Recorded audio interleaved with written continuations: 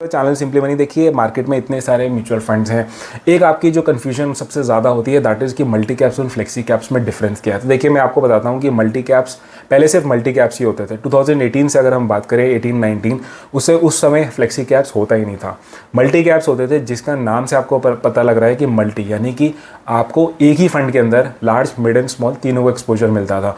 लेकिन हो क्या रहा था एक्चुअली में, जितने भी फंड्स थे मोस्टली 90% जितने भी फंड्स मल्टी कैप के नाम से चल रहे थे वो लार्ज कैप फंड्स ही चल रहे थे, क्योंकि उसके अंदर जो फंड मैनेजर ने कंपनीज डाली थी वो 70-80% बोलेंगे वो सिर्फ लार्ज कैप्स ही डाली थी। इसको देखते हुए सेबी ने कहा कि कहने को तो ये मल्टी कैप्स हैं लेकिन मल्टी वाला ये काम नहीं कर रहे हैं, इसीलिए उन्होंने एक लिमिट लगा दी कि सारे फंड मैनेजर्स को जो भी मल्टी कैप्स फंड्स को देख रहे थे कि आपको at least 25% large, 25% mid and 25% small रखने ही पड़ेंगे। जब ऐसी लिमिट आ गई तो जितने भी फंड मैनेजर्स थे उन्होंने जो करंट जितनी भी स्कीम्स चल रही थी उनको उन्होंने फ्लेक्सी कैप्स में कन्वर्ट कर दिया, क्योंकि फ्लेक्सी कैप्स जैसे नाम से पता लग रहा है उसके अंदर फंड मैनेजर के पास फ्लेक्सिबिलिटी है कि वो लार्ज मिड एंड स्मॉल में कितना भी एक्सपोजर ले सकता है। देखिए सबसे पहले मैं आपको बताता हूँ कि कहने को जैसे फ्लेक्सी कैप फंड्स फ्लेक्सी है यानी कि फंड मैनेजर के पास फ्लेक्सिबिलिटी है कि वो कहीं पे भी इन्वेस्ट कर सकता है, लेकिन क्या एक्चुअली में ये फ्लेक्सिबिलिटी यूज़ कर रहा है फंड मैनेजर? ऐसा नहीं है। अगर आप देखेंगे जो चीज़ पहले होती थी यानी कि फ्लेक्सी कैप्स में भी लार्जली जो कंपनीज हैं जो फंड मैनेजर चला रहे हैं वो लार्ज कैप्स ही चला रहे हैं, यानी कि flexi cap funds is more और लेस आपका एक लार्ज कैप फंड्स ही हैं। तो देखिए मैंने यहाँ पे 4 फंड्स देखे हैं इसको दिखाने के लिए कि कैसा, और ये चारों पॉपुलर फ्लेक्सी कैप फंड्स हैं जिसमें आप क्लियरली देखेंगे जैसे पराग पारिक फ्लेक्सी कैप्स आप देखते हैं लार्ज कैप का exposure almost 70%। Quant flexi cap की बात करें तो यहाँ पे आपका लार्ज कैप का एक्सपोजर स्टिल उतना ज़्यादा नहीं है but still 46%। HDFC flexi cap का आप देखेंगे more than 75%। And again PGM India flexi cap देखते हैं तो मोर देन 65%। तो आप देखेंगे कि कितना ज़्यादा एक्सपोजर इन सारी जो म्यूचुअल फंड्स हैं फ्लेक्सी कैप फंड्स का लार्ज कैप्स का है। उसका भी हम एक रीज़न देखेंगे। देखिए सबसे जो बड़ा रीज़न है और ऐसा क्यों करना पड़ रहा है, क्योंकि जो बेंचमार्क है आपका, जो बेंचमार्क है फ्लेक्सी कैप्स का वो निफ्टी 500 है। अब निफ्टी 500 में आपको पता है कि जो लार्ज कैप कंपनीज़ हैं यानी कि जो टॉप 100 कंपनीज़ हैं उसका वेटेज 70% है। तो ये एक बहुत बड़ा रीज़न बन जाता है जिसकी वजह से फंड मैनेजर जो है लार्जली फ्लेक्सी कैप्स के अंदर लार्ज कैप कंपनीज करता है। और वहीं पे मल्टी कैप का देखेंगे तो वहाँ पे आपका जो इंडेक्स है वो निफ्टी 500 मल्टी कैप आपका बेंचमार्क हो जाता है, यानी कि वो बहुत डिफरेंट है। उसके अंदर आपके पास 100, 25 यानी कि उसके अंदर आपका लार्ज मिड एंड स्मॉल तीनों का ही बेंचमार्क के अंदर एक्सपोजर है। और जहाँ पे आपका, तो ये बहुत बड़ा रीज़न बन जाता है कि जहाँ पे बेंचमार्क दोनों जो म्यूचुअल फंड्स हैं उनके डिफरेंस हैं। ना देखिए मैंने क्या किया है यहाँ पे, आपको ये जो रिसर्च आई थी उसके अंदर इन्होंने 20 साल का ऑलमोस्ट 2003 से लेकर 2024 तक का रिटर्न्स, क्योंकि देखिए अल्टीमेटली रिटर्न्स इंपॉर्टेंट होते हैं, तो इन्होंने क्या किया था कि एक्सट्रापोलेट किया था। अगर हम 20 साल पहले लेट सपोज 2003 के अंदर अगर 10 लाख रुपए मैंने फ्लेक्सी कैप में लेट सपोज डाले होते या मैंने 10 लाख जो है आपके मल्टी कैप में डाले होते तो क्या डिफरेंस आता। और आप देखेंगे कितना ह्यूज डिफरेंस है। ऑलमोस्ट आप देखेंगे कि 2% अगर हम CAGR के हिसाब से देखें तो ऑलमोस्ट डिफरेंस, यानी कि 10 लाख रुपीज़ अगर मैंने 2003 में लगाए होते तो 2024 मार्च के अंदर आप देखेंगे मेरे पास मल्टी कैप्स में जहाँ मेरे पास 4.25 करोड़ आ जाते वहीं पे फ्लेक्सी कैप्स के अंदर ओनली 3.07 करोड़, क्योंकि ये जो आपके पास रिटर्न्स आ रहे हैं ये आ रहे हैं जिसके अंदर हमने मल्टी कैप और फ्लेक्सी कैप के अंदर इन्वेस्ट करा था, और वहाँ पे आप देखेंगे बहुत सिग्निफिकेंट डिफरेंस है।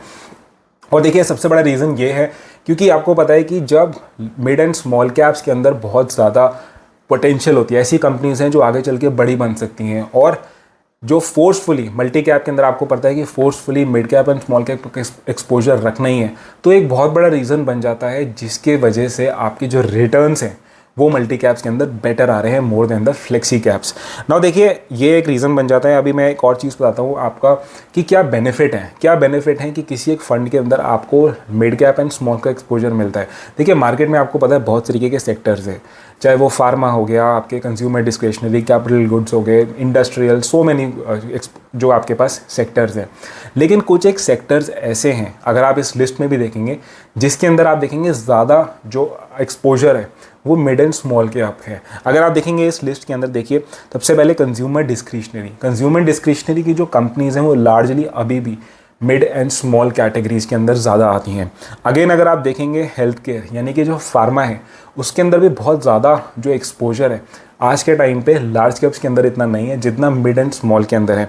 सेम चीज़ अगर हम केमिकल में भी देखते हैं और सेम चीज़ अगर हम देखें तो हमें मटेरियल्स के अंदर भी कितना ज़्यादा सिग्निफिकेंट नंबर ऑफ कंपनीज जो आपकी मिड एंड स्मॉल के अंदर है और लार्ज कैप्स के अंदर नहीं है। तो यानी कि अगर आपको बहुत डाइवर्सिफाइड आपको अगर एक्सपोजर चाहिए तो अगेन आपको लार्ज जो आपको मिड एंड स्मॉल से मिल सकता है। एक चीज़ और बहुत अच्छी चीज़ बताई है कि कभी भी मिड एंड स्मॉल आपको पता है कि देखिए ये तो हर कोई बोलेगा कि फ्लेक्सी कैप्स के अंदर लार्ज कैप्स का अगर एक्सपोजर ज़्यादा है, यानी कि पॉसिबल है कि जब आपका मार्केट बेयर मार्केट में जाएगा तो उस समय आपके रिटर्न्स प्रोटेक्टेड रहेंगे।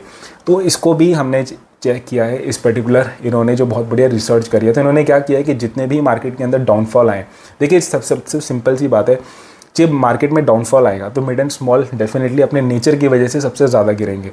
लेकिन जब मार्केट में डाउनफॉल आने के बाद जब वापस बुल रैली आती है तो ये मिड एंड स्मॉल कैप्स ही होते हैं जो सबसे पहले उठते हैं, यानी कि उसके अंदर रैली जो होती है वो लीड करने का जो पोटेंशियल होती है वो मिड एंड स्मॉल की होती है।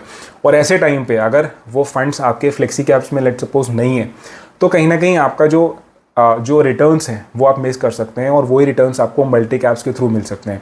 क्योंकि फ्लेक्सी कैप्स में कहीं ना कहीं फंड मैनेजर को बहुत स्किल्ड होना पड़ेगा, बहुत ज़्यादा टाइमिंग करनी पड़ेगी, उसको देखना पड़ेगा कि कब मार्केट के अंदर उसको डालना चाहिए पैसा, और वो उस फ्लेक्सिबिलिटी की वजह से कहीं ना कहीं वो लैग कर सकता है। तो देखिए मैंने क्या किया है, क्योंकि एक पॉइंट लोग हमेशा बोलते हैं कि फ्लेक्सी कैप्स के अंदर क्योंकि लार्ज कैप्स का एक्सपोजर है इसलिए आपके रिस्क प्रोटेक्टेड रहेंगे।